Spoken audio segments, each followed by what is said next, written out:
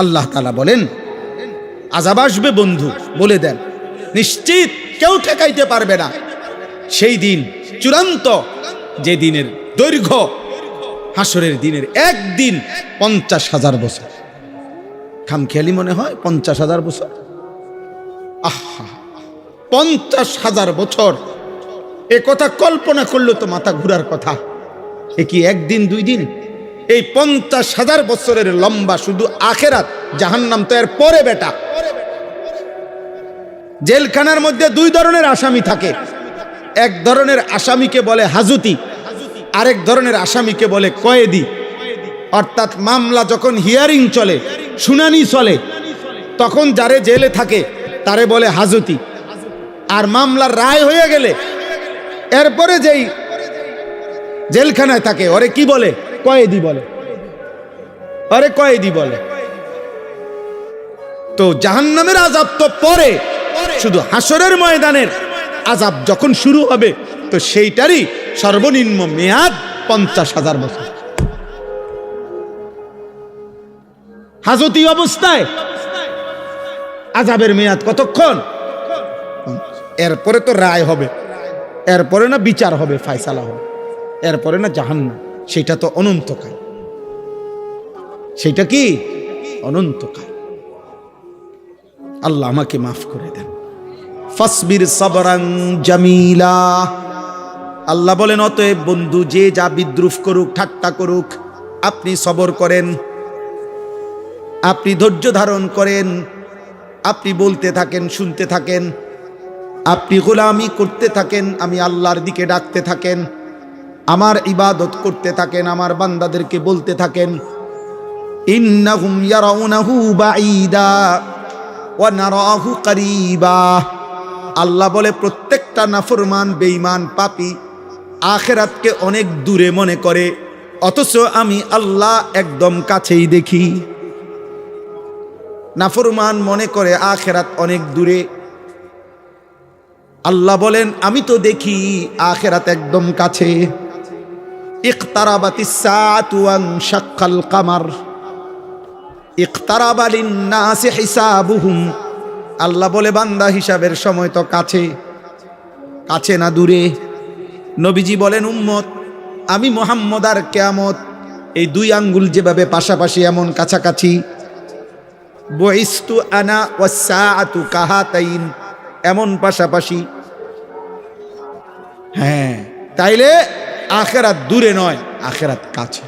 তদুপরি আরেক ব্যাখ্যা হলো, কেউ যদি এটা বোঝে, মনে করেন ইসরাফিল ফু দিতে আরো 500 বছর বাকি, আচ্ছা ধরলাম 5 লক্ষ বছর বাকি, মনে করেন আরো 5 কোটি বছর পরে ইসরাফিল ফু দিবে, কিন্তু আমনে ওই পর্যন্ত থাকবেন নি। তো আমনে মরে গেলে এরপরে পৃথিবী থাকলেই কি, না থাকলেই কি? আমনে তো নাই। বুঝেন নাই কথাটা? আমার মৃত্যুর পরে যদি বাংলাদেশের সব মানুষ চাঁদের দেশও গদ্দুয়ার করে, মঙ্গল গ্রহে চলে যায়, আমার কি? তাহলে আমার মৃত্যুই তো আমার আখিরাত। আমার মৃত্যু হইল তো আমার আখিরাত শুরু হয়ে গেল, কারণ আমি তো আর ইউটার্ন করব না, আমি তো আর রিটার্ন পৃথিবীতে আসতে পারব। ইন্নাহুম ইয়ারাউনাহু বাঈদা ওয়া নারাহু করিবা।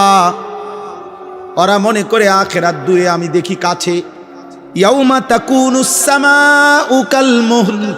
আল্লাহ বলে বন্ধু, ইসরাফিল যেদিন ফু দিবে, এই পৃথিবী যেদিন ধ্বংস হবে, কিয়ামত যখন শুরু হবে, আল্লাহ বলেন তামা কিংবা সীসা যেমন জ্বলন্ত আগুনের মধ্যে গলাইলে গলে গলে পড়তে থাকে, আল্লাহ বলেন 7 আসমান ইসরাফিল ফু দিলে গলিত তামার মতো গলে গলে পড়তে থাকবে।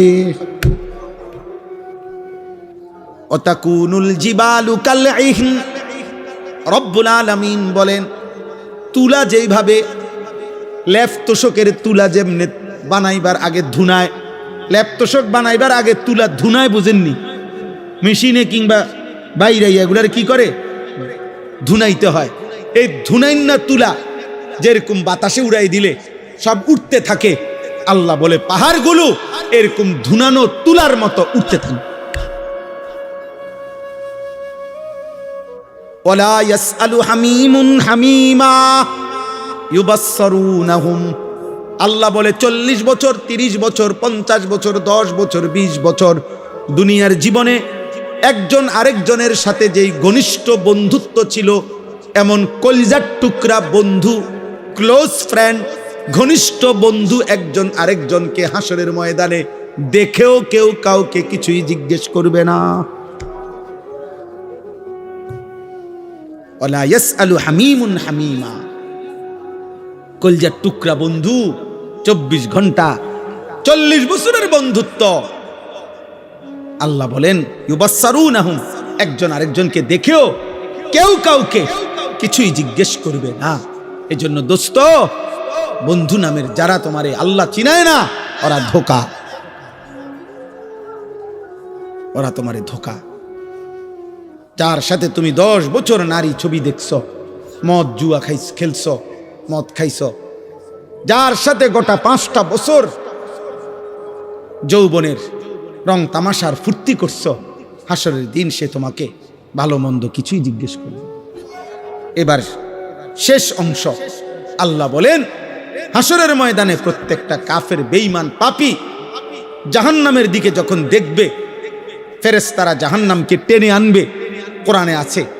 আর জাহান্নামী নাফরমান দেখে একটা চিৎকার দিয়া হাসরের মাঠে আল্লাহকে বলবে, আয় মাওলা, আজকে আমার সমস্ত সন্তান তাদের সকলকে জাহান্নামে দেন, আমারে বাঁচায়া দেন। আমার স্ত্রীকে জাহান্নামে দেন, আমারে বাঁচায়া দেন। আমার ভাই বোনদেরকে জাহান্নামে দেন, আমারে বাঁচায়া দেন। আমার গোষ্ঠী বংশের সমস্ত লোককে জাহান্নামে দেন, আমারে বাঁচায়া দেন। এই পৃথিবীর সমস্ত মানুষ যারা হাসরের ময়দানে দাঁড়িয়ে আছে, আল্লাহ সকলকেই জাহান্নামে দিয়ে হলেও আমারে বাঁচা। এই যে খোদার কসম, এটা কোরআন শরীফের আয়াত। ইয়াওয়াদ্দুল মুজরিমু লাউ ইয়াফতাদি, প্রত্যেকটা নাফরমান পাপী বিনিময়ে, জাহান্নাম থেকে বাঁচার বিনিময়ে দিতে চাইবে, বিবানিহি, তার সন্তানদেরকে, ও সাহিবাতিহি, স্ত্রীকে, ও আখিহি, ভাই বোনদেরকে, ও ফাসিলাতিহিল্লাতি তুউবি, যাদের সাথে সে বড় হইছে, সেই পুরা মহল্লা গ্রামবাসী তাদেরকে, ওমান ফিল আরদি জামিআ, গোটা পৃথিবীর জমিনের সকলকে, সবকে জাহান্নামে দিয়ে হলেও সুম্মা ইউনজি, নিজেকে রক্ষা করতে বাঁচাইতে চাইবে। তাফসীরের মধ্যে আছে মূসা নবীর মতো নবী বলবে, আল্লাহ আমি কাউকে চাই না, নিজেকে বাঁচাইতে চাই। তো নাফরমান কি মনে করবে? সব নবী যেখানে বলবে ইয়া রব্বি নাফসি নাফসি, তো পাপী সেদিন কি বলবে? আল্লাহ বলবেন, নাফরমান যখন এভাবে বলবে, আল্লাহ বলবেন কাল্লা, না না না না, হবে না। গোটা পৃথিবী দিতে চাইলো, আজ আমি নেব না রে বান্দা, আজ তোকেই জাহান্নামে ফেলবো। ইন্নাহা লাযা, ধাউ ধাউ, লেলিহান আগুনের শিখায় জাহান্নামের আগুনে তোকে নিক্ষেপ করা। নাজ্জাআতাল লিশশাওয়া, জাহান্নামের আগুনে ফেলবার প্রথম মুহূর্তেই তোমার সারা দেহের চামড়া আগুনে তুলে ফেলবে, খসে ফেলবে। আল্লাহ কোরআন, নাজ্জাআতাল লিশশাওয়া, তোর চামড়া তুলে ফেলবে। আমরা যেমন দুনিয়াতে কারো প্রতি রাগ করলে আমরা এটা কথার প্রসঙ্গে আমরাও বলি, এমন ফিডাপ দিব, একদম চামড়া উঠে এলাম। আল্লাহ বলে, বেঈমান, আজ জাহান্নামের আগুন দিয়ে তোর চামড়া উঠায় ফেল। সর্বশেষ কথা হইল তাদউ মান আদবারা ওয়া তাওয়াল্লা ওয়া জামাআ ফাআওয়া।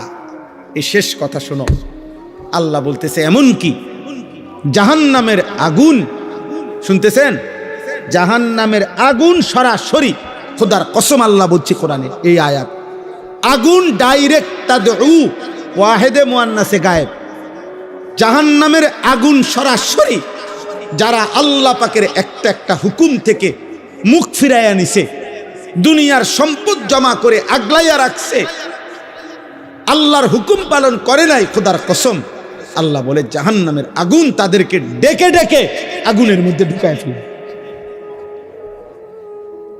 এর অর্থ এটা, আগুন আগুন ডাইরেক্ট বলবে বেঈমান, এদিকে এই সুদ করে, এদিকে ঢোক, এখানে ঢোক,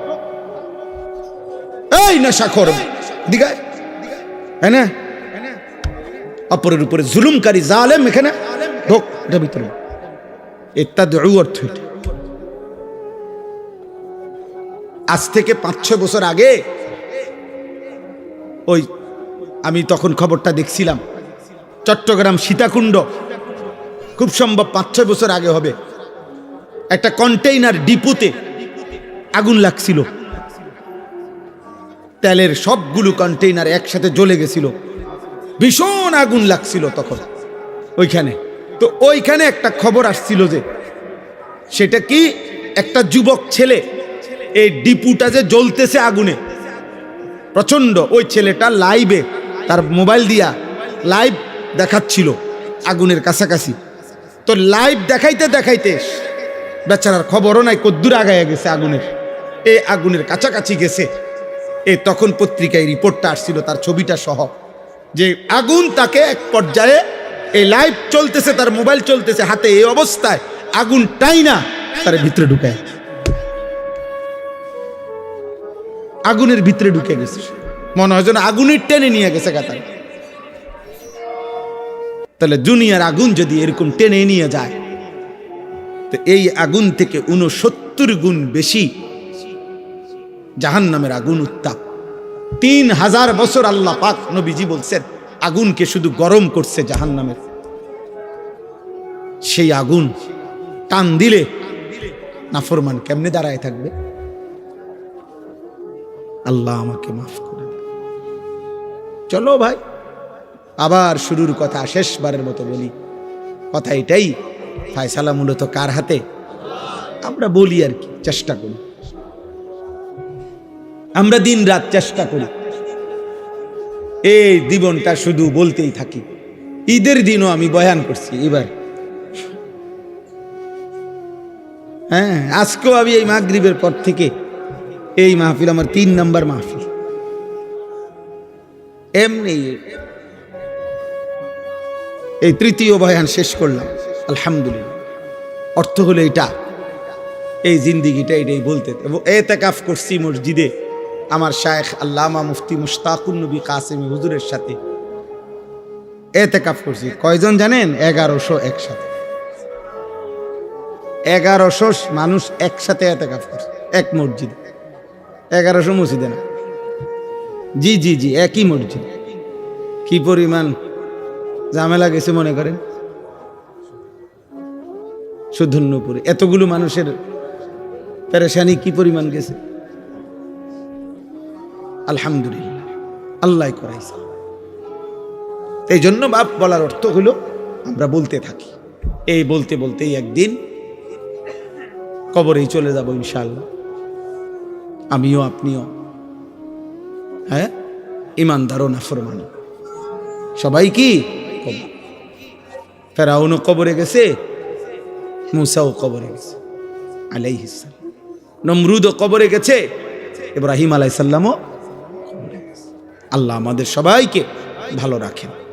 কিশোর ভাই, যুবক ভাই, অনেক কষ্ট করছে আব্বা, নিজের উপরে দয়া কর। আবারও বলছি, কেউ মনে রাখবে না, তুমি নষ্ট হইলে, চরিত্রহীন হইলে, তোমার জন্য খবর নেওয়ার কারো হাতে সময় না, সময় নাই।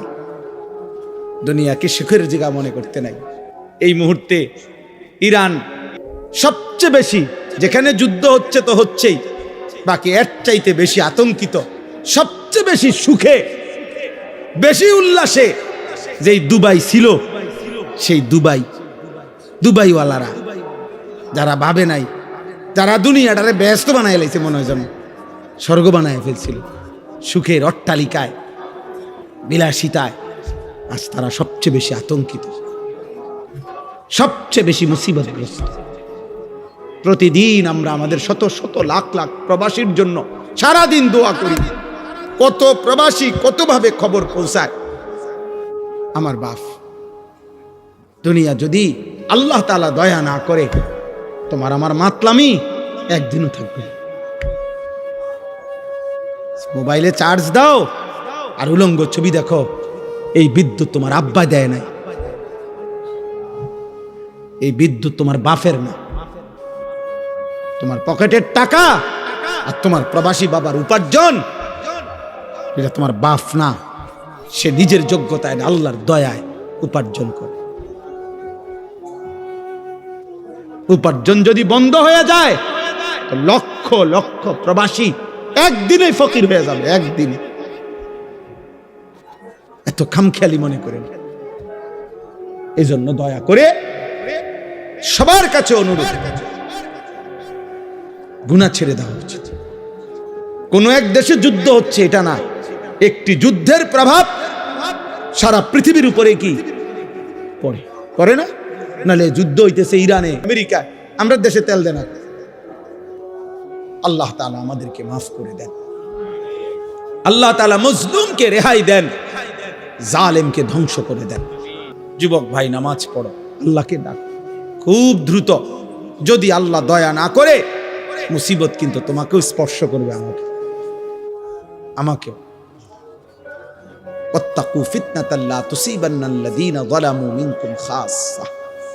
আল্লাহ তাআলা বলছে, দুনিয়ায় আমার নীতি হলো দুনিয়ার আযাব অনুগত অবাধ্য সবার উপরে হয়, আর আখিরাতের আযাব শুধু নাফরমানের উপরে।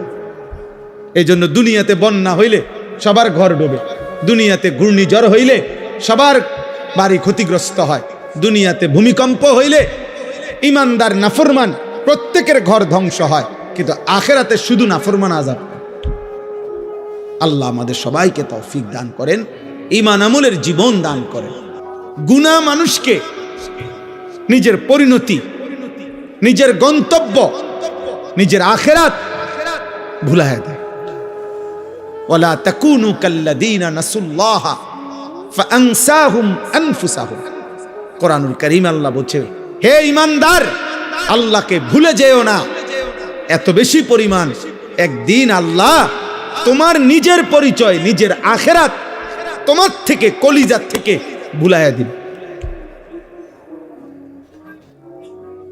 সেদিন আর তোমার মনেও পড়বে না তোমার আখিরাত আছে, জাহান্নাম আছে, তোমার জন্য আযাব অপেক্ষা করছে। এইটা যদি দিল থেকে সরে যায়, তাহলে ওই মানুষের জীবনে এটা সবচেয়ে বড় দুর্ভাগ্য। এইবার আর সে কুল কিনারা পায় না, এবার আর সে ফিরতে পারে না, এবার আর কেউ তাকে টেনে ধরে না, কারণ আল্লাহ তো তারে অভিশপ্ত করে দিয়েছে।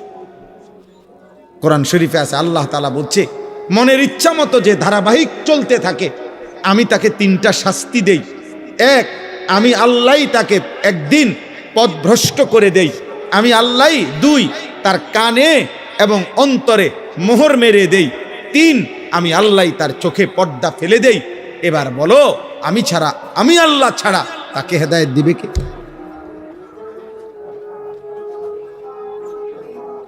এজন্য মূলত তো বক্তা বলেন, ওয়াইজ বলেন, ইমাম বলেন, পীর বলেন, বুজুর্গ বলেন, আউলিয়া বলেন, সাহাবা বলেন, এমনকি নবী বলেন, এমনকি সাইয়্যিদুল আম্বিয়া, আমাদের নবী, আখিরি নবী, শ্রেষ্ঠতম নবী, সমস্ত নবী, রসুল, আউলিয়া, পীর, বুজুর্গ, উলামা, কারো হাতে চূড়ান্ত হেদায়েত নাই। হেদায়েত চূড়ান্ত শুধুই আল্লাহর হাতে। শেষ ফয়সালা মূলত কার হাতে? আল্লাহর হাতে। বিষয়টা বড় সাংঘাতিক। যাররা পরিমাণ, 100 পরিমাণ স্বজন প্রীতি করার কোনো সিস্টেমে নাই, কারণ বিষয়টা মাখলুকের হাতে না, কোন সৃষ্টির, সেই সৃষ্টি যত দামি হোক ওনার হাতে। 12 বৎসর বয়স থেকে 50 বছর নবীজির, এই 38 বছর এক টানা আবু তালেব নবীজির অভিভাবক ছিল, নবীজিকে আগলাইয়া রাখছে, আদর করছে।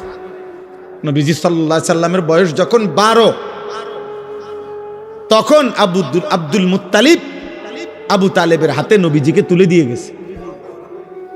আর নবী সাল্লাল্লাহু আলাইহি সাল্লামের বয়স যখন 50, তখন আবু তালেবের ইন্তেকাল হয়েছে। তাহলে মোট 38 বছর।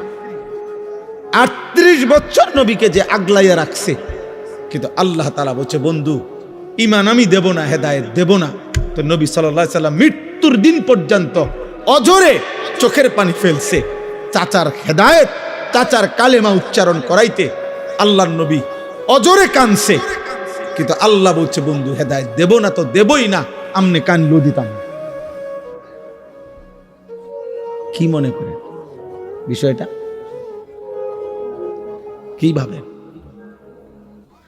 ইব্রাহিম আলাইহিস সালামকে মাঝখানে দাঁড় করান, মনে করেন এখানে দাঁড় করান ইব্রাহিম নবীকে, দাঁড় করাইয়া দুই দিকে দুইজন দাঁড় করাবেন, ওনার দুই পাশে দুইজনকে, এক পাশে ওনার আব্বা, আরেক পাশে ওনার ছেলে ইসমাইল, এ পাশে আজর, এ পাশে কি ইসমাইল। আল্লাহ মাঝখানে দাঁড়ানো কে? ইব্রাহিম। তো আল্লাহ যেন বলছে, ইব্রাহিম এ আপনার কথায় অঈমান আনবে না, অঈমান আনবে। তো ফলে আপনি ইব্রাহিমই, কিন্তু বাপ আপনি লক্ষবার বলার পরেও আজর কি আনে নাই? ঈমান আনে নাই। কিন্তু 8 বছরের বাচ্চা, 10 বছরের বাচ্চা আপনার ইসমাইল, সে কিন্তু আপনার কথা বলার সাথে সাথেই আল্লাহকেও চিনছে, কোরবানি করতে রাজি হয়ে গেছে। তাহলে ফয়সালা কার? ওনার হাতে হইলো তো দুজনে কি হইতো? ইমানদার হইতো না দুজন? ইব্রাহিম আলাইহিস সালামের সামনেই তো দুজন। তো বাপে কেন ইমানদার হলো না? পুতে কেন ইমানদার? ফয়সালা কার? গুরুত্বপূর্ণ। এজন্য ছেলেরা, বাবারা,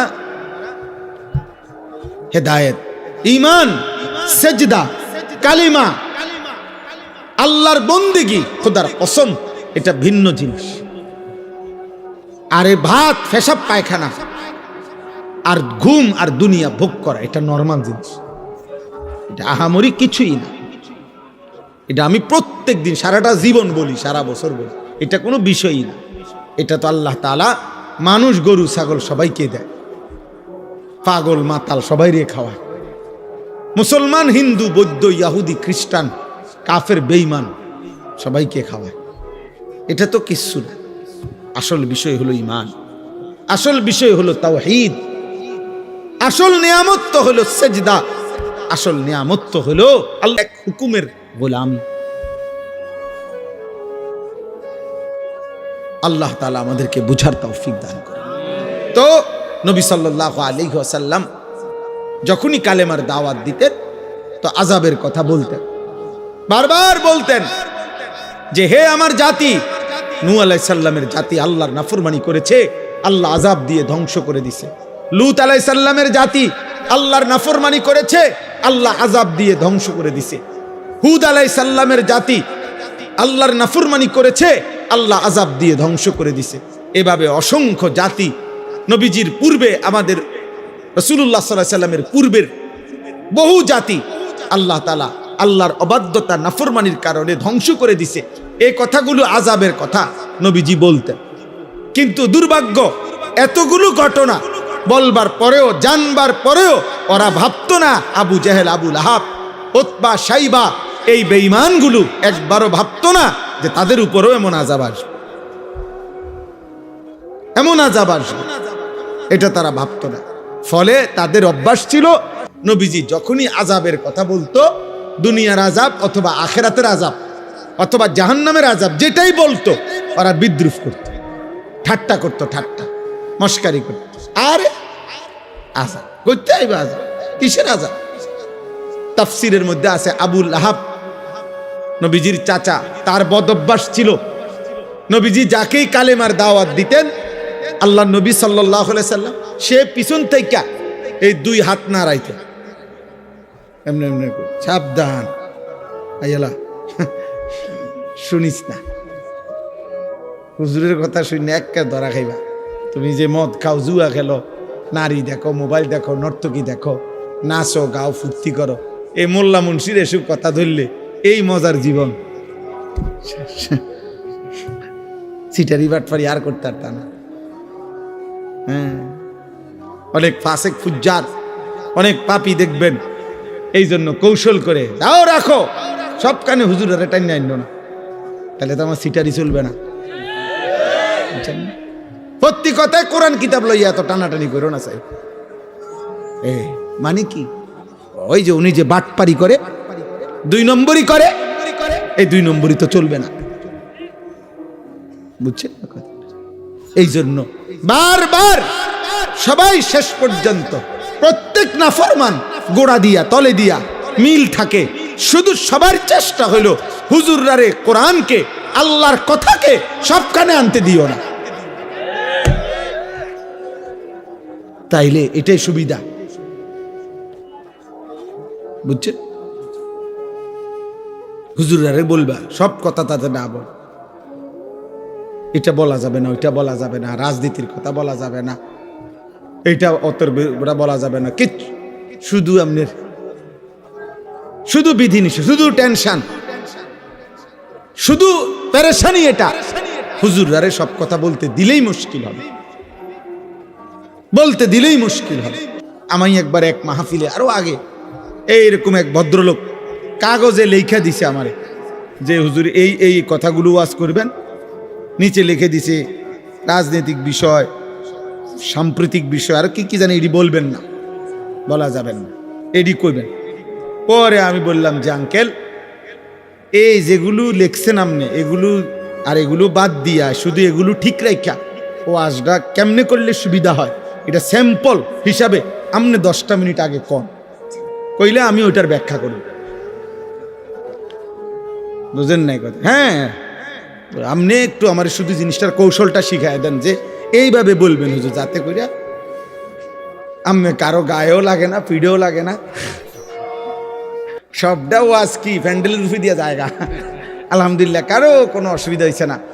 যার যে জায়গা বনওয়ালা বন খায়, বিড়িওয়ালা বিড়ি খায়, বুঝছেন না কথাটা? সিটারিও করে, ইমানদার সেজদাও করে, যে যেমনে আছে এমনি থাকুক। আপনি এইভাবে একটা ওয়াজ দিবেন, নিরিবিলি ওয়াজ, যেটা প্যান্ডেলের রুফি দিয়ে যাবে, হ্যাঁ, এমন একটা সিস্টেমের ওয়াজ করে। নাউযুবিল্লাহ।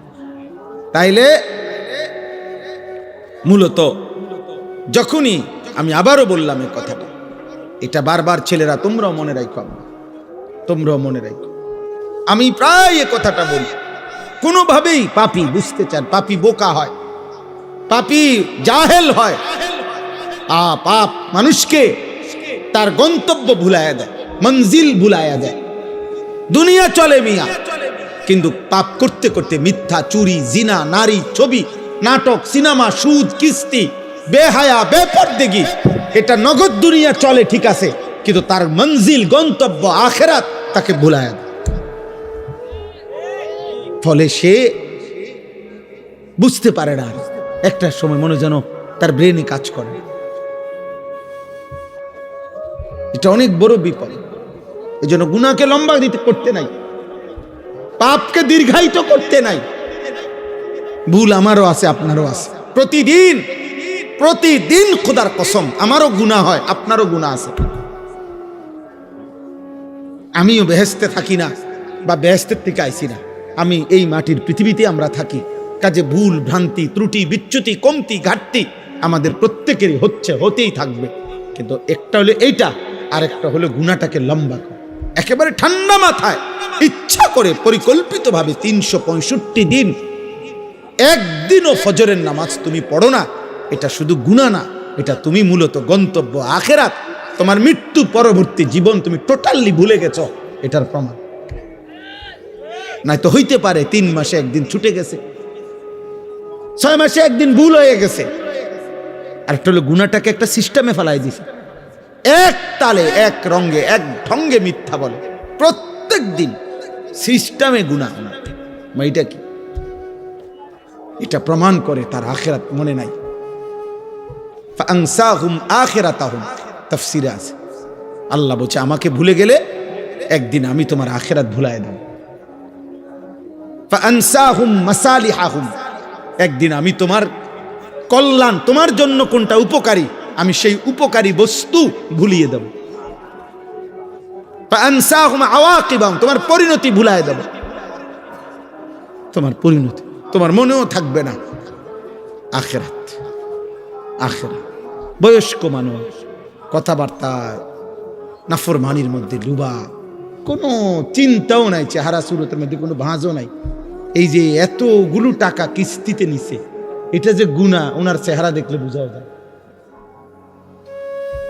আজকে এতদিন সুদ খায়, চেহারা দেখলে একটু ভাঁজও নাই চেহারার মধ্যে।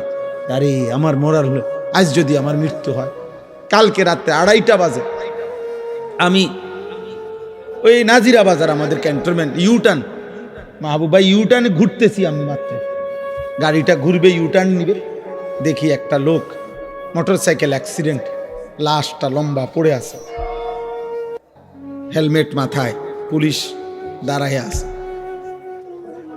এক নজর তাকায় দেখলাম খোঁচা খোঁচা দাড়িও আছে মুখটার মধ্যে। হায়, এ মানুষটা গন্তব্যে কোথাও যাচ্ছে, শুধু ইউটার্নটা ঘুরতেছে, এই ঘুরতে সময় কোনো গাড়ি বাড়ি দিছে হয়তো।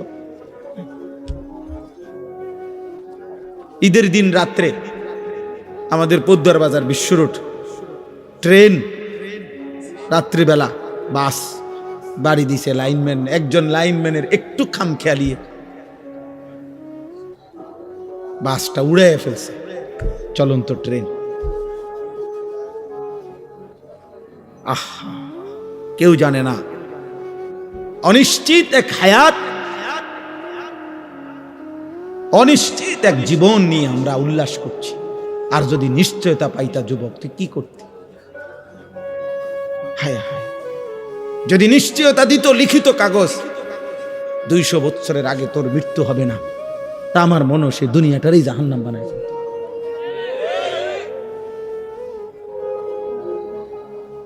যে জানে যে কোনো সময় মৃত্যু হইতে পারে, এরপরও যার উল্লাস এত, এরপরও যে এত বড় এক ওয়াক্ত নামাজ পড়ে না, দিন নাই রাত নাই, এত নারী ছবি উলঙ্গ দৃশ্য দেখে, এই মানুষটি জানোয়ার যদি 900 বছরের হায়াতের নিশ্চয়তা পাইতো, কি করত?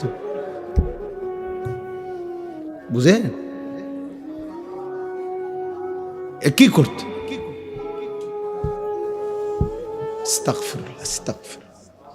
30 দিনের একটি পূর্ণ মাস রমজান আল্লাহ তাআলা আমাদেরকে দিয়েছেন।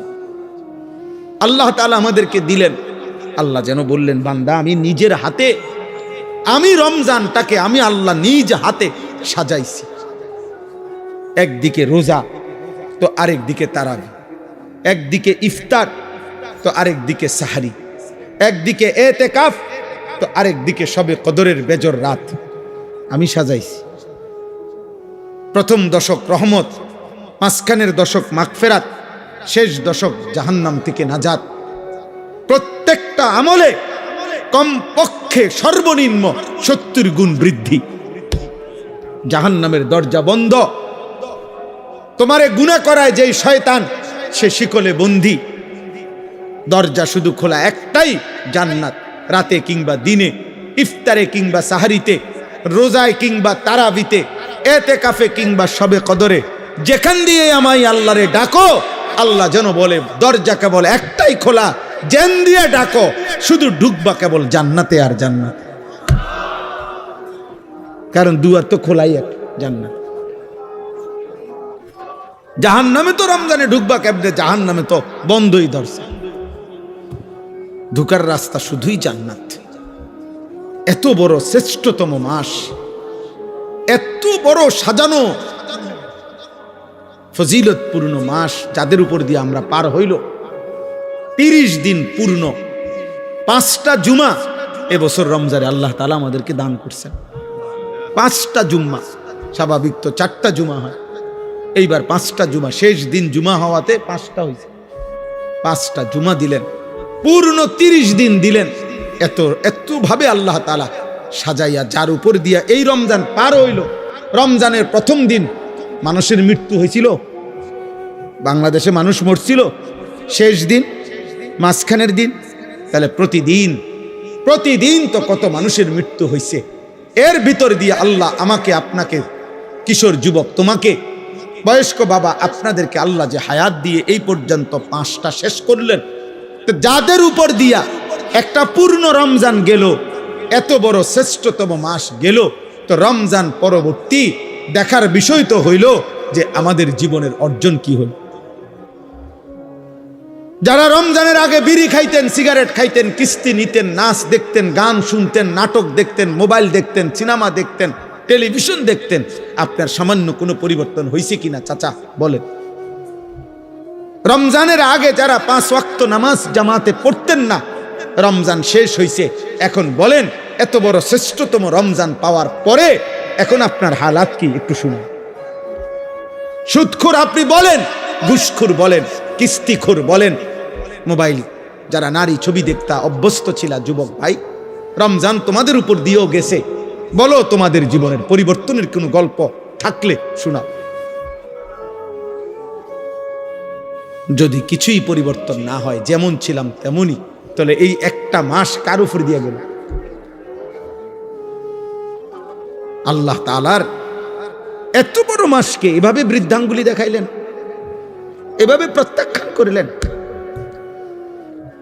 আস্তাগফিরুল্লাহ, আস্তাগফিরুল্লাহ। এভাবে ঠিক যেদিন শুক্রবার সন্ধ্যা হইল, সূর্য ডুবল, 30 রমজান শেষ হইল, সেদিনের পর থেকে আজকের সোমবার এশা পর্যন্ত যাদের 5 ওয়াক্ত নামাজ জুটল না, তাহলে রমজান আপনার উপরে কি আসর, কি প্রভাব ফেলল? আগের মতোই যারা বিড়ি সিগারেট খান, তো রমজানটা আপনার উপরে কি প্রভাব ফেলল? আগের মতোই যারা টেলিভিশনে নাচ গান দেখছেন, তো রমজান আপনার উপরে কি প্রভাব ফেলল?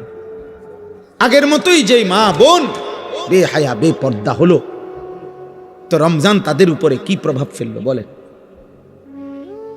30 দিনের একটি হাই অ্যান্টিবায়োটিক 1 মাস পূর্ণ কোর্স গ্রহণ করার পরে এই ঔষধের মেয়াদ কি একদিনও থাকবে না? একদিনও না। সূর্য ডুবতেই ঈদের দিন পর দিন যারা গান গাইলো, বাজনা বাজাইলো, ডেক্সেট বাজাইলো, যেই মেয়ে যেই নারীগুলো বেপর্দা চললো, বেহায়া চললো, যেই কিশোর যুবকগুলো তোমরা বাজি ফুটাইলা, গান বাজাইলা, ডেক্সেট বাজাইলা, নারী ছবি নিয়ে নাচ গান করলা, হায় হায় আব্বা, এত বড় একটা মাসকে এভাবে বৃদ্ধাঙ্গুলি দেখাইলা, আল্লাহকে এইভাবে প্রত্যাখ্যান। এটা ঠিক ঠিক এখানে এই সূরা আমি এই জন্য পড়ছি, এই কথাটা কিছুটা মিল আছে আমাদের আচরণের সাথে। এইখানে আছে নবীজি যখনই ওই মক্কার কাফেরদের সামনে বলতেন আযাবের কথা, তো কাফের বেঈমানরা জানা সত্ত্বেও, পূর্ববর্তী জাতিদের আযাবের কথা ওরাও জানতো, তবুও তারা আল্লাহর নবীকে বিদ্রুপ করত, ঠাট্টা করত। তো একদিন নবীজি এরকম আযাবের কথা বলার পরে মক্কার কাফের একজন সর্দার নজর ইবনে হারেস বেঈমান, এই বেঈমান নবীজির সামনে বিদ্রুপ করে ঠাট্টা করে আল্লাহর কাছে হাত তুলছে, তুলে বলল, আল্লাহুম্মা ইন কানা হাযা হুয়াল হাক্কা মিন ইনদিক ফাআমতির আলাইনা হিজারাতাম মিনাস সামা আবিতিনা বিআযাবিন আলীম। সে বলল, আল্লাহ, মুহাম্মদের কথা মতো যদি কুফর শিরিক এবং আপনার নাফরমানি করার কারণে আযাবই আসে, আপনি দেন, তো এখন আমাদেরকে আপনার কাছে দেখি কত বড় আযাব আছে, দেন। এই বেঈমান নবীজিকে টিটকারি করে কয়, দেন আমনের হের কথা মতো আমনে যে দেনতে চাই, কিতা আছে আপনার কাছে, দেন। পাথরের বৃষ্টি আমাদের উপরে বর্ষণ করেন, নয়তো আযাব দেন। এই কথাটা বলছে। কত বড় গাদ্দার, কত বড় গাদ্দার, চিন্তা করে। আল্লাহর সাথে মস্কার, রাসূলুল্লাহ সাল্লাল্লাহু আলাইহি সাল্লামকে বিদ্রুপ করে, মানে অর্থাৎ তার কলিজার ভিতরে বুঝলো এটা এই সমস্ত আযাবের কথা, এটি যেটি কয় মুহাম্মদ, এটি হুদা, হইতো না, এগুলো হবে না। ওই যে বললাম আবু লাহাব, সে হাত নাড়াইতো, মনে আসেনি? তো এক সাহাবী, 2-3 জন তার সমবয়সী যারা আগে তাদের পরিচিত ছিল, এখন তো সাহাবী নবীর, তো ওরা মাঝে মধ্যে আবু লাহাবকে বলতো, আবু লাহাব, তুমি যেভাবে হাত নাড়াও, আল্লাহ যদি তোমার হাতে তোমার উপরে কোনো আযাব দেয়, নবীকে যেভাবে বিদ্রুপ করো, নবী সাল্লাল্লাহু আলাইহি সাল্লামের পিছন দিয়ে যে হাত নাড়ো, যদি আল্লাহ হাতটা অবশ করে দেয়। তো এই বেঈমানে করতো কি, পরের দিন সকালবেলা এদের কাছে গিয়া, মানে এই যেই সাহাবীরা ওনার এগুলো কইছে তারে, তাগো কাছে যাইতো, যাইয়া কইতো, এই দেখো হাত, চাও কিচ্ছু হয়েছে না, বুঝেন নাই? এই হাতের দেখাইয়া বলতো, কই আযাব কই, তুমি না কইছো হাত অবশ হয়ে যায়, তারে কই হইছে কই। এই অসংখ্য অসংখ্য নাফরমান সন্তান আমাদের ও প্রতিদিন হুজুরদেরকে মনে করে, ইমাম সাহেবকে, বাবা মাকেও বিদ্রুপ করে। আরে আমরা না কইছেন এই হইব এই হইব, কিতা হইছে? আমি তো আগের মতো সিটারি করতে আসি, আগের মতো নাড়িয়ে দেখি, ছবিয়ে দেখি, উলঙ্গ দৃশ্য সারা রাত দেখি, কিচ্ছু হয় না। হইলে তো ওইটাই কিতা হইছে? উফিল লাকুমা আতাইদানিনি আন উখরাজা ওয়াকাদ খালাতিল কুরুন মিন ক্বাবলি। কোরআন শরীফে আছে নাফরমান সন্তান, আল্লাহ বলতেছে নাফরমান সন্তান বাবা মাকে বলে, বাবা মাকে বলে ধ্বংস হন আপনারা। প্রত্যেক দিন আমারে কোন কিয়ামত হইব, আখেরাত হইব, সবাই আবার আল্লাহর কাছে ফিরব। কই যারা যারা মরছে তারা কই গেছে? চাই এইভাবে। এই জন্য দোস্ত, তোমার কর্ম দিয়ে তুমি নাফরমান নিজ কর্ম দিয়ে আল্লাহকে যেন বিদ্রুপ করে। যে আপনি রমজান দিছেন, রহমত, মাগফিরাত, নাজাত সব আপনি আপনার কাছে রাখেন, ধরেন আপনি আপনি নেন। আমি আগের মতোই নারী, ছবি, নাটক, সিনেমা, সুদ, কিস্তি, বেহায়া, বেপর্দা আমার গুলো আমি আগের মতো চালাইলাম, দেখি আপনি কি করতেন পারেন, করেন। যা বুঝেন নাই কথা?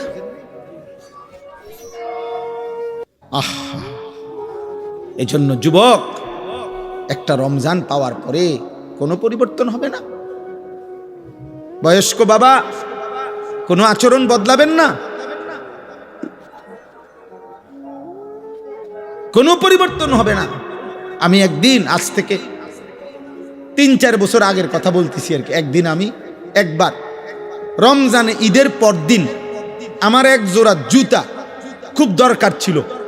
তা আমি রমজানে স্বাভাবিকভাবে কেনাকাটা করি না, বিবি বাচ্চা কারো জন্য। এই গতকালকে আমি আমার বাবা দাদার স্মরণে, প্রত্যেক বছর আমরা ঈদের পর দিন আমি বাড়িতে আমরা দোয়ার আয়োজন করি ঈদের পর দিন। তো গতকালকে আমি আমাদের গ্রামে, গতকাল কি ঈদের পর দিন ছিল? জি। তো এই গ্রামে গেছি, যাওয়ার সময় গতকালকে ক্যান্টনমেন্ট থেকে আমার ছোট মেয়েটার জন্য 2টা হিজাব কিনছি।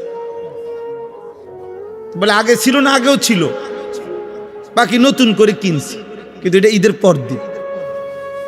ইচ্ছা করে এই রমজানে না আমার বিবি কিছু কিনতে গেছে, আমিও কিছু কিনতে যাইনি।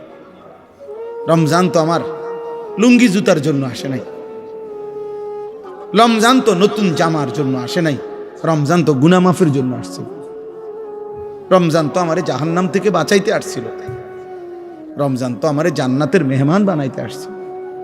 যে জান্নাতেই যাবে তার আর দুনিয়ার এক জোড়া জুতা দিয়া কি দরকার? যার দরকার জান্নাত, জুতা দিয়ে হাতে গিরব। তো এরকম 3-4 বছর পরে একদিন আমি ঈদের পর দিন কুমিল্লা কান্দির পার আমার এক জোড়া জুতার জন্য ভাবছি যে যদি কোনো দোকান খোলা পাই তা এক জোড়া জুতা কিনব। তো গিয়া একটা দোকানে খোলা দেখছি, পাইছি, তো গিয়া জুতার কিনতে গেছি। তো দোকানদাররে বললাম, ভাই আজকে ঈদের পর দিন দোকান খুলছেন, কিনতেন? তো হয়ে লোকটা আমার একটা সুন্দর কথা বলছে, হুজুর আমি কাস্টমারের জন্য বা মাল বিক্রির জন্য, জুতা বেচনের জন্য দোকান খুলি নাই। গত 15-20 দিন ধরে রাত দিন শুধু বেচা কিনা করছি, কোনোভাবে হিসাব মিলাইতে পারছি না, শুধু বেচছি, মাল আনছে, গেছে, ঢুকছে, ঢুড়াও। ঈদের বেশি ঝামেলা ছিল। তো আজকে হুজুর অবসর, ঈদের পর দিন ভাবছি কাস্টমার আইতো না, এই জন্য বইয়া বইয়া হিসাব মিলাইতে আসি, মাল স্টকে আছে কদ্দুর, বেচলাম কদ্দুর, টাকা পয়সার মানে এগুলা মিলাইতে আসি বইয়া। তাহলে এক জুতার দোকানদার, এক দোকানদার কাপড়ের, মুদি দোকানদার, কাপড়ের দোকানদার, এক বুট মুড়ির দোকানদারও হয়তো আমার বন্ধু রমজান শেষ হয়েছে হয়তো মিলাইছে তার বিক্রি বেচা কিনা, তার আয় ব্যয়, লাভ লোকসান কদ্দুর হইল, এটা হিসাব মিলাইছে। এক মোমেন হিসাবে আমাদেরও তো উচিত যে আমাদের একটা রমজান তো গেল, আমার আমল আখলাক, আমার চরিত্র, আমার আখিরাতের ফিকির, আমার জান্নাতের আশা, জাহান্নামের ভয় কদ্দুর হইল আর কদ্দুর হইল না, এতটুকু কি হিসাব মিলানো উচিত না? তো মিলান, তো হিসাব মিলান। বলে গত 2 দিনও যাদের 5 ওয়াক্ত নামাজ জুটলো না, তো 30 দিনের ঔষধ অ্যান্টিবায়োটিক একদিনও কাজে লাগলো না, 2 দিনও কাজে লাগলো না। আফসুস, আফসুস, আফসুস। বেটা, ভাত খাও, ঘুম যাও, পেশাব করো, পায়খানা করো, মোবাইল দেখো, নারী দেখো, ছবি দেখো, উলঙ্গ দৃশ্য দেখো, নর্তকী দেখো, সুদ খাও, কিস্তি নাও, জুয়া খেলো, স্ত্রীকে বেপর্দা ছেড়ে রাখো, মেয়েকে বেপর্দা, সমাজের দুষ্ট চরিত্রহীন লম্পট যুবকদের উপভোগের সামগ্রী হিসাবে রাস্তায় ছেড়ে দাও। বাকি মুসলমান বাপ কিংবা জি, মা কিংবা ফুত, সব মনে রাখো, আল্লাহর আখেরাত, কিয়ামত, হাসরের মাঠ হবে। সেদিন তুমি বাপেরও আল্লাহ বুঝাবে, ফুতেরও বুঝাবে, স্বামী তোমারও আল্লাহ বুঝাবে, স্ত্রীরও বুঝাবে, সেদিন মাকেও বুঝাবে, মেয়েকেও বুঝাবে। সবাই মিল্লা তামসা, ঠিক আছে করেন, আল্লাহ আমাদেরকে বুঝ দান করেন। তো আল্লাহ তাআলা বলেন, শেষ, এবার শুধু তর্জমা বলি, আমার কথা শেষ। এই আয়াতগুলোর অর্থ শুনে নেবার, তাইলেই শেষ কথা। সাআলা সাইলুম বিআযাবিন ওয়াকি', আল্লাহ তাআলা বলেন, বন্ধু আপনার সামনে এক নাফরমান বেঈমান নিজের থেকে আমি আল্লাহর আযাব চাচ্ছে। ওই যে চাইলো না, বিআযাবিন ওয়াকি', নিশ্চিত আযাব। ও মনে করছে ঠাট্টা, অথচ আসলে নিশ্চিত আযাব, সেটা সে চাচ্ছে। তারে বলে দেন, লিল কাফিরিনা, এই আযাব নিশ্চিত হবে সমস্ত বেঈমান কাফের নাফরমানদের জন্য। লাইসা লাহু দাফি', ওই আযাব প্রতিহত করবে, ঠেকাবে এমন শক্তি গোটা কায়নাতের কারণে। কেন নাই? মিনাল্লাহি জিল মাআরিজ, 7 আসমানের ঊর্ধ্বে সর্বোচ্চ সিঁড়ি, আসমানের ঊর্ধ্বের শেষ প্রান্ত, জমিনের নিচ পর্যন্ত সর্বোচ্চ সম্মান মর্যাদা, সর্বোচ্চ শিখর পর্যন্ত যার ক্ষমতা, সেই সর্বশ্রেষ্ঠ ক্ষমতা মর্যাদার অধিকারী মহান আল্লাহর পক্ষ থেকে এই আযাব আসবে। আর এমন সৃষ্টিকর্তা, এমন ক্ষমতাধর মালিকের আযাব ঠেকাবে এমন শক্তি কোনো মাখলুকের নাই। আছে? তারুজুল মালাইকাতু ওয়ার রূহু ইলাইহি, আল্লাহ বলে, বন্ধু ওদেরকে বুঝাইয়া বলেন, 7 আসমানের ঊর্ধ্বে আরশে আজিম থেকে আল্লাহ তাআলার এক একটি হুকুম কোটি কোটি ফেরেশতা, এমনকি জিব্রাইল 1 সেকেন্ডের মধ্যে জমিনে নিয়ে আসে, আবার আরেক সেকেন্ডের মধ্যে আসমানে পৌঁছে। এইভাবে প্রতি সেকেন্ড, প্রতি মুহূর্তে আল্লাহর হুকুম, যেই কোটি কোটি ফেরেশতা, এমনকি জিব্রাইল আল্লাহর আদেশ, ওয়াহি জমিন থেকে আসমানে ঊর্ধ্বে তুলতে থাকে। এক এক সেকেন্ডে, এক এক পলকে এত বড় বাহিনী, এত বড় ক্ষমতা যেই আল্লাহর, উনার পক্ষ থেকে আযাব আসতে কতক্ষণ লাগবে? তুমি এটা কি মনে করছো?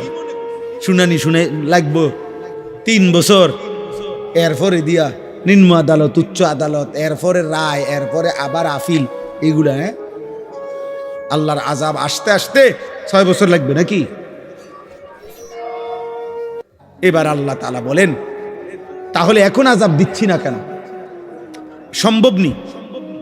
আরে বলেন না, সম্ভব? আল্লাহর আযাব দেওয়া, আল্লাহ এই সেকেন্ডে গোটা কায়নাত ধ্বংস করা সম্ভব?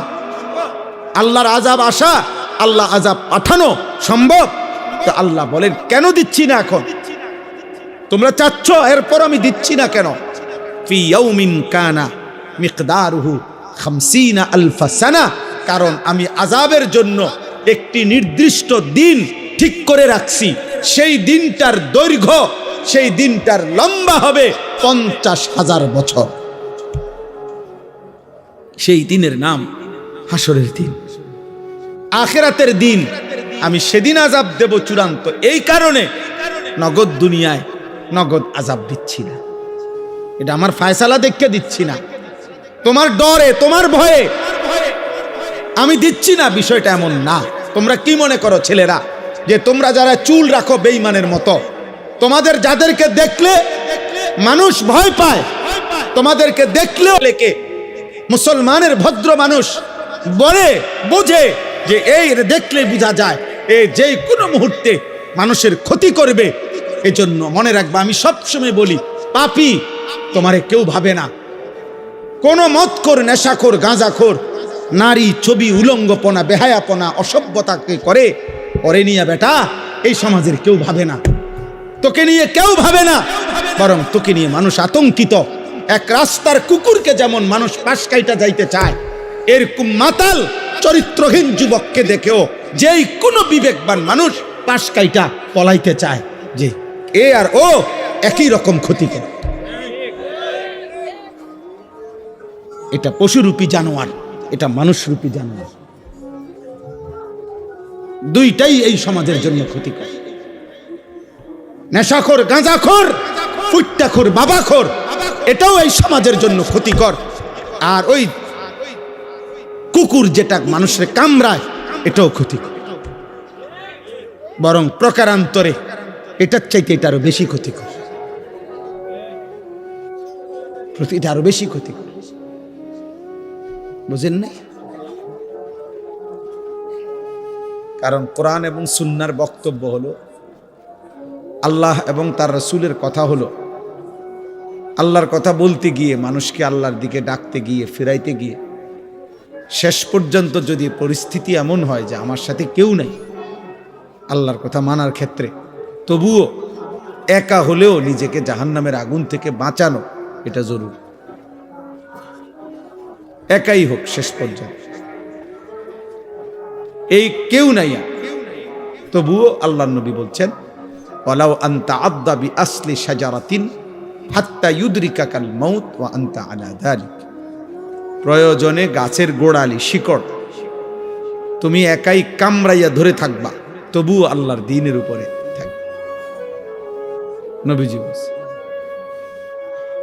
এমন হইতে পারে যে আর ফ্যামিলির, এলাকার, আশপাশের কেউ আমার সাথে আল্লাহর হুকুম মানার ক্ষেত্রে নাই, তো আমি এক সময়ও এ কথা বলার সুযোগ নাই যে আর আমি একজনে আর কি করব, ঠিক আছে 10 জনের যে গতি আর আমিও এই গতি না, এই কথা বলার কি নাই সুযোগ। বরং একা হলেও নিজেকে বাঁচানোর চেষ্টা করতে জাহান্নাম থেকে। তাইলে বোঝা গেল এই পৃথিবীর কারো ব্যাপারে জবাবদিহি করতে গিয়ে আমি হয়তো কোনো কারণ দর্শাইতে পারবো, কোনো না কোনো কারণ, যে আমার ছেলে কেন দিনদার হলো না, আল্লাহ আমি বলছি শেষ পর্যন্ত, আমার বাবা কেন দিনদার হলো না, আল্লাহ আমি অনেক চেষ্টা করছি, ইত্যাদি একটা একটা কারণ দর্শাইতে পারবেন হয়তো, কিন্তু নিজের ঈমান আমল কেন পালন করলাম না, এই ব্যাপারে কেউ যৌক্তিক কোনো কারণ দেখাইতে পারবে না। এই জন্য আল্লাহ তাআলা কোরআনুল কারীমের মধ্যে আলাদাভাবে বারবার বলছেন, আলাদা গুরুত্ব দিছেন, ইয়া আইয়ুহাল্লাযীনা আমানু আলাইকুম আনফুসাকুম, হে ঈমানদারগণ তোমরা প্রত্যেকেই নিজেকে আঁকড়িয়ে ধরো, মানে আর কেউ না থাকো, কিন্তু তোমার ঈমান, তোমার আমল, তোমার আখলাক, তোমার আখিরাত তুমি একা হলেও ঠিক করো, ঠিক করো। হযরতে আসিয়া ফেরাউনের ঘরে থাইকাও তিনি প্রমাণ করছেন যে আমি একা হলেও ফেরাউনের মতো এত বড় জালেম বাদশাহ, খোদা দাবিদারের ঘরে থেকেও আমি একাই আমার ঈমান হেফাজত করছি। উনি পৃথিবীবাসীকে উদাহরণ দিয়ে গেছেন যে আমার স্বামী প্রচন্ডভাবে আমাকে আল্লাহর প্রতি ঈমান থেকে ফেরাইতে চাইছে, সর্বোচ্চ জুলুম করছে, শরীরের চামড়া খুলে ফেলছে, পেরেক মারছে, ও ফিরআউনা দিল আওতাদ, কোরআনুল কারীমের মধ্যে আছে ফেরাউন ছিল পেরেক মারত, যারে শাস্তি দিত তার সারা শরীরে পেরেক মারত। পেরেক বুঝেন না, তার কাটা আর কি, এমন জঘন্য ছিল। হযরতে আসিয়াকে করছেন, কিন্তু উনি ঈমান ছাড়েন। উনি প্রমাণ করছেন আমি এত বড় বেঈমানের ঘরে থেকেও আমি ঈমানের হেফাজত করছি।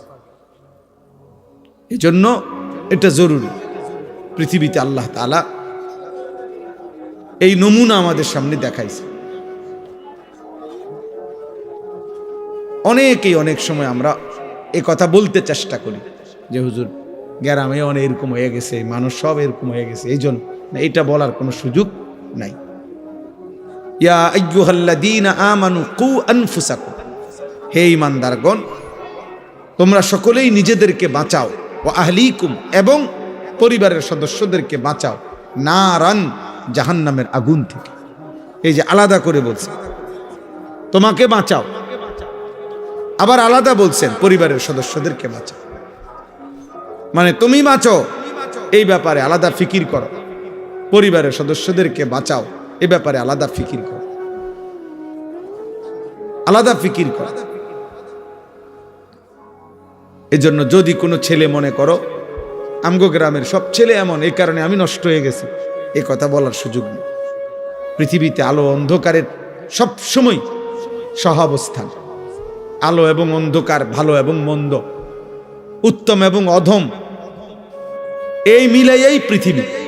এখানে রাত আসে তো দিনও আসে, এখানে সূর্য উঠে তো চাঁদও ওঠে, এখানে সন্ধ্যা হয় তো ভোরও হয়, এখানে সবকিছু পাল্টায়, সব পাশাপাশি পাশাপাশি।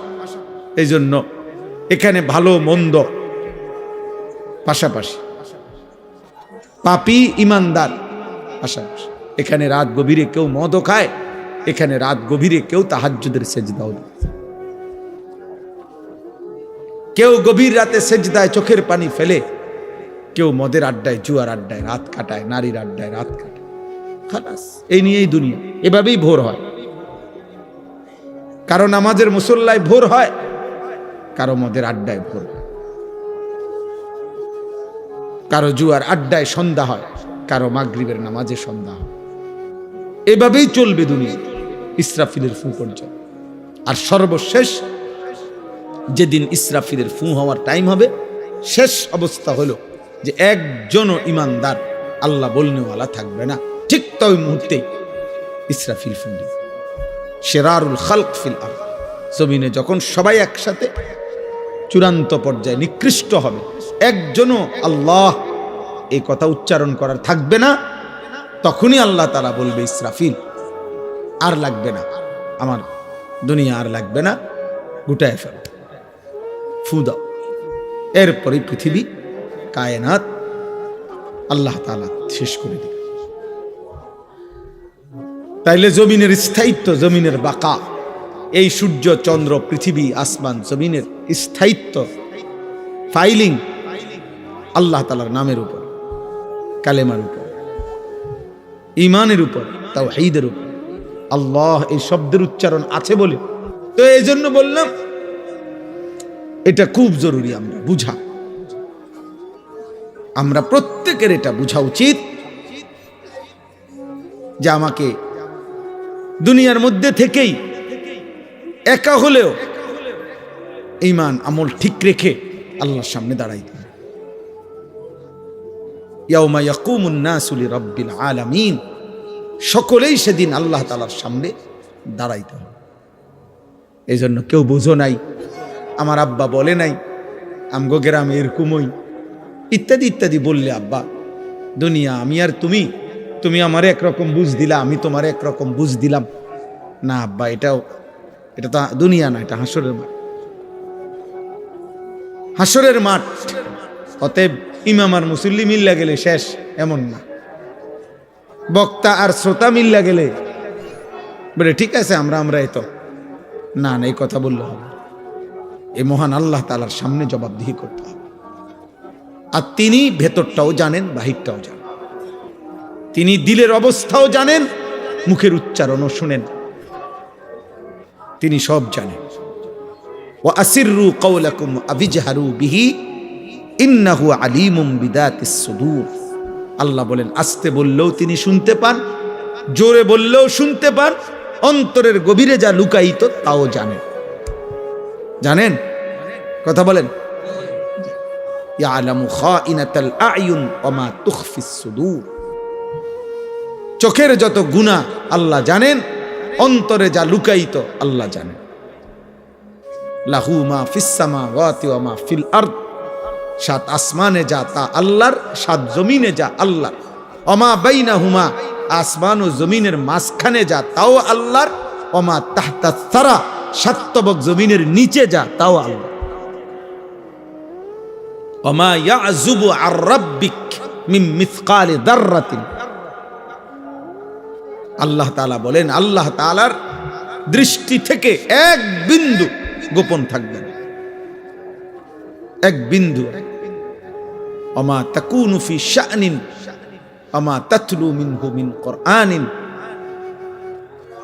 আল্লাহ তাআলা বলছে, একটা অক্ষর কোরআন তুমি যখন পড়ো, তুমি যে অবস্থায় থাকো না কেন, চয় অবস্থায় থাকো, ওয়ালা তা'মালুনা মিন আমালিন, তুমি যখন যে আমল করো না কেন বান্দা, ইল্লা কুন্না আলাইকুম শুহুদান ইয তুফিদুনা ফি, যখনই তুমি কোনো কাজ করতে থাকো আমি আল্লাহ তোমার সামনেই থাকি, ভালোটাও দেখতে থাকি মন্দটাও দেখতে থাকি, আমি তোমার সামনেই থাকি, আমি দেখি বান্দা, কাজে তুমি আমাকে আড়াল করতে পারো না।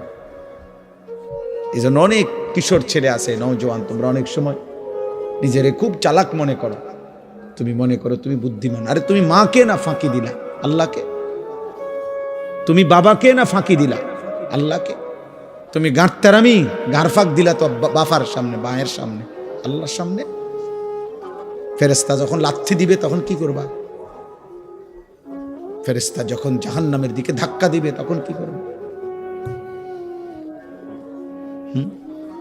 তোমার চুল চেহারা দেখে হয়তো গ্রামের কেউ সাহস করলো না আর কি, তোমার গাদ্দারি চেহারা দেখে আল্লাহর সামনে। এই জন্য কোনোভাবেই পাপ করে নিজেকে বুদ্ধিমান মনে করা, সাহসী মনে করা ঠিক না। পাপী বুদ্ধিমান নয়, কোন পাপী, আমি কিংবা আপনি বুদ্ধিমান। পাপী বোকা, পাপী জাহেল, পাপী নিজের পায়েই নিজে কুড়াল মারে, অথচ সে বুঝে। ওমা ইয়াখদাউনা ইল্লা আনফুসাহুম ওয়া হুম ইয়াশউরুন, সে নিজেকেই ধোঁকা দিচ্ছে অথচ বুঝতেছে। আল্লাহ আমাদেরকে বুঝার তৌফিক দান করেন। আমাদের প্রিয় নবী সাল্লাল্লাহু আলাইহি ওয়াসাল্লাম মক্কার জমিনে যখন কালেমার দাওয়াত দিতেন, তখন নবীজি সাল্লাল্লাহু আলাইহি ওয়াসাল্লাম আল্লাহর পক্ষ থেকে ঈমানের দাওয়াত দিতে গিয়ে কখনো তিনি মক্কার কাফেরদেরকে জান্নাতের পুরস্কারের কথা শুনাইতেন, আল্লাহর কথা মেনে নিলে, ঈমান গ্রহণ করিলে। আবার কখনো আযাবের ভয় দেখাইতেন, জাহান্নামের আযাব, এগুলা শুনাইতেন। তো নবীজি সাল্লাল্লাহু আলাইহি সাল্লামের অনেকগুলো গুণ এবং বৈশিষ্ট্যের মধ্যে এই দুইটা গুণও ছিল, বৈশিষ্ট্য ছিল, যে তিনি বাশীর, তিনি নাযীর, মানে তিনি জান্নাতের সুসংবাদ দানকারী, আবার তিনি জাহান্নামের মানে আযাবের ভয় প্রদর্শনকারী। জান্নাতের কথাও বলতেন, আযাবের কথাও বলতেন, জাহান্নামের কথাও বলতেন। নবীজি সাল্লাল্লাহু আলাইহি ওয়াসাল্লাম উভয়টাই মানুষদের কাছে পেশ করতেন। কিন্তু দেখা যাইতো যখনই তিনি আল্লাহর আযাবের কথা দুনিয়াতে আখিরাতে এগুলো বলতেন, তো মক্কার কাফের বেঈমানদের একটা অভ্যাস ছিল, ওরা বিদ্রুপ করত, ঠাট্টা করত, টিটকারি করত আর কি। আরে কি এর আযাব, কই থেকে আইবা আযাব? প্রত্যেক যুগে মনে রাখবেন, প্রত্যেক যুগের অহংকারী, পাপী, নাফরমান, বেঈমান চূড়ান্ত নিজের কাঁধে, নিজের ঘাড়ে আল্লাহর আযাব আসার আগ পর্যন্ত নাফরমান বুঝতেই চায় না, মানতেই চায় না আযাব আসবে। এটাই হলো পাপীর সবচেয়ে বড় দুর্ভাগ্য। পাপী যতক্ষণ আল্লাহর আযাব না আসে ততক্ষণ সে মনে করে তার উপরে কোনো মুসিবত আসবে না, ফলে সে অহংকার করতেই থাকে, নাফরমানি করতেই থাকে। এই মনে করেন অসংখ্য যুবক ভাবতেই চায় না, সে পর্যন্ত মনে হাজারবার শুনছে যে ভীষণ গতিতে মোটর সাইকেল চালাইলে যে কোনো মুহূর্তে অ্যাক্সিডেন্টের সম্ভাবনা আছে, হাত পাও ভাঙ্গা মরে যাইতে পারে। কিন্তু যতক্ষণ পর্যন্ত সে নিজে হাত না ভাঙ্গে, পাও না ভাঙ্গে, ততক্ষণ নাফরমান বুঝতেই চায় না। এটা হলো কি তার বড় দুর্ভাগ্য, বদনসিব। বদনসিব উপলব্ধি করে ঠিক, কিন্তু তখন যখন পাওটা ভাঙ্গা গেছে, যখন হাতটা ভাঙ্গা গেছে, কিন্তু তখন উপলব্ধি করে কি না। কিন্তু অথচ সে শত শতবার শুনছে। হ্যাঁ, আমরা কিতাবে পড়ছি, ইতিহাসের কিতাবে, পূর্ববর্তী জামানায় মনে করেন একজন বাদশাহ, তো ওনার বিরুদ্ধে ওই রাজ দরবারে অথবা রাজপ্রাসাদে বাদশার পরিবারের কেউ কেউ ষড়যন্ত্র করতে করতে করতে পরে ওই বাদশাকে হত্যা করছে। হত্যা কইরা এবার নিজে বাদশাহ হয়েছে।